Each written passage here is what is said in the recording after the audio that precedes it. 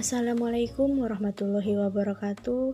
Perkenalkan, nama saya Monika Fitriani dengan NIM 203020212059. Saya mahasiswi program studi Pendidikan Guru Sekolah Dasar angkatan tahun 2020 Fakultas Keguruan dan Ilmu Pendidikan Universitas Palangkaraya.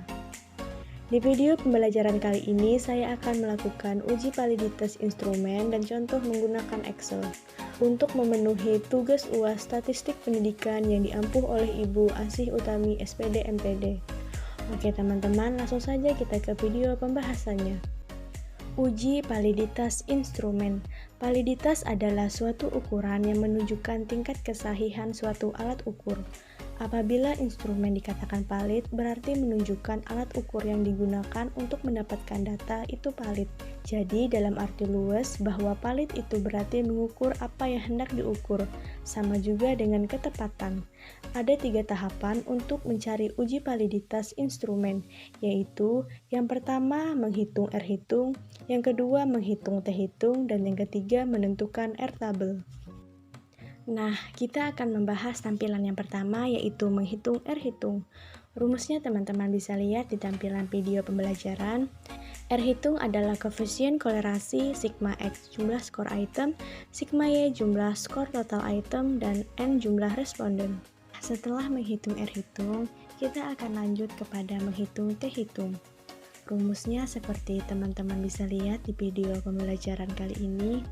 T adalah nilai T-hitung, R adalah koefisien kolerasi hasil dari R-hitung, dan N adalah jumlah responden. Lalu kita memasuki pada tahapan yang terakhir, yaitu menentukan R-tabel. Di sini kita bisa menggunakan tara signifikasi 1%, 5%, atau 10%. Namun dalam dunia pendidikan lebih sering digunakan tara signifikasi 5%. Untuk rumus derajat kebebasannya, df sama dengan n dikurang 2. Jika jumlah responden kita ada 10, maka df sama dengan 10 dikurang 2, yaitu df sama dengan 8. Lalu kita bisa lihat di tabel di df 8. Terus kita harus ingat juga kita menggunakan tara signifikasi berapa dan menggunakan uji satu pihak atau dua pihak sebagai contoh. Jika kita menggunakan uji satu pihak dari tara signifikasi 5%, maka di DF kita mendapatkan R-tabelnya adalah 0,63. Lalu jika T-hitung lebih dari R-tabel, berarti valid. Namun jika T-hitung kurang dari R-tabel, berarti datanya tidak valid.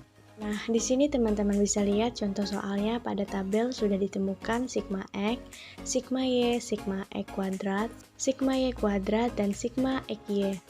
Lalu teman-teman tinggal masukkan saja ke rumus R-hitungnya, seperti contoh yang ada di video pembelajaran ini. Semoga teman-teman bisa paham ya. Nah, berikutnya ada contoh soal mencari T-hitung. Rumusnya R dikali akar N kurang 2 per akar 1 dikurang R kuadrat. R-nya tadi didapatkan dari hasil R-hitung yang sudah kita temukan tadi. Lalu masukkan saja angkanya dan akan dapat hasilnya. Selanjutnya pada contoh soal kali ini menggunakan tara signifikasi 5% dan jumlah respondennya adalah 10. Berarti DF-nya 10 dikurang 2, DF-nya adalah 8. Maka R-tabelnya adalah 0,63.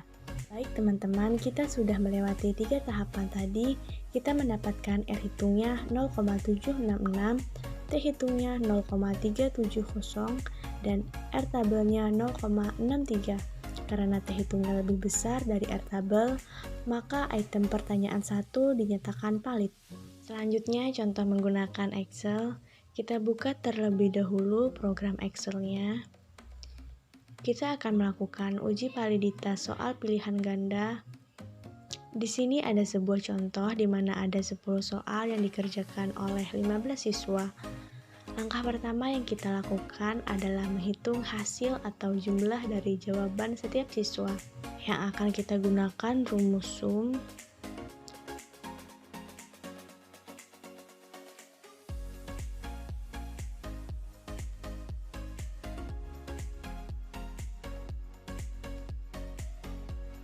Biar cepat, lalu kita tarik ke bawah.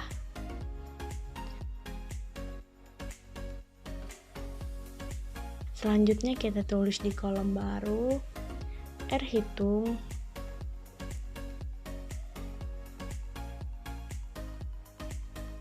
rumus yang akan kita gunakan sama dengan Corel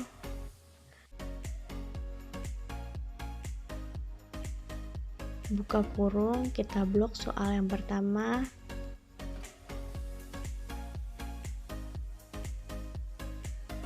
titik koma, lalu kita blok hasil.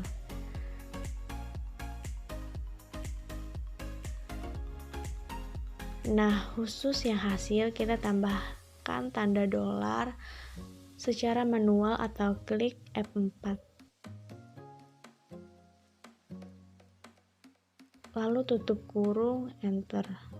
Nah, jadi telah didapatkan hasil korelasi atau hasil uji validitas dari soal butir 1. Lalu kita drag sampai ujung. Nah, ada satu yang di sini itu sebenarnya tidak bisa dihitung karena hasil semuanya 1. Kalau kita ganti poinnya jadi 0, hasilnya akan berubah. Nah, teman-teman bisa lihat kan seperti ini.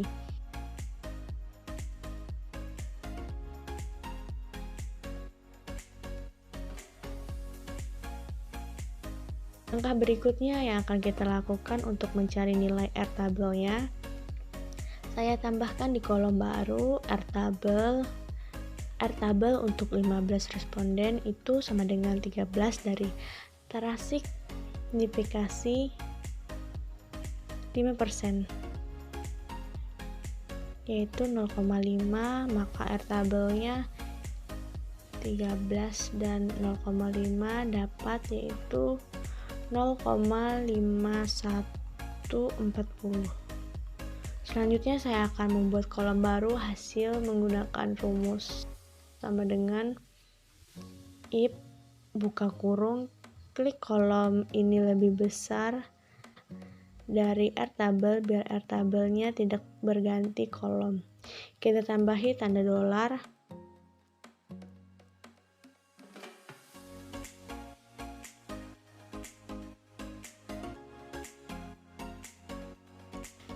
Kita buka tanda kutip, tulis valid, tanda kutip lagi, lalu titik koma, kutip lagi, tidak valid,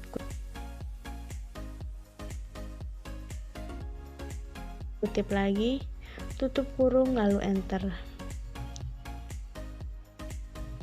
Ketika nilai R hitung lebih kecil dari R tabel, maka hasilnya tidak valid. Kalau dia lebih besar, maka dia valid.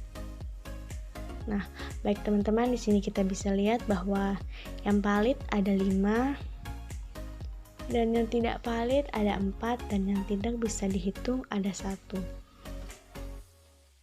Baiklah teman-teman, kira-kira begitu penjelasan mengenai cara menentukan uji validitas instrumen dan contoh Excel. Terima kasih untuk teman-teman yang sudah menonton video pembelajaran kali ini. Semoga video pembelajaran ini bermanfaat bagi teman-teman semuanya. Salah hilaf saya mohon maaf, sampai jumpa di video pembelajaran berikutnya. Akhir kata saya ucapkan wassalamualaikum warahmatullahi wabarakatuh.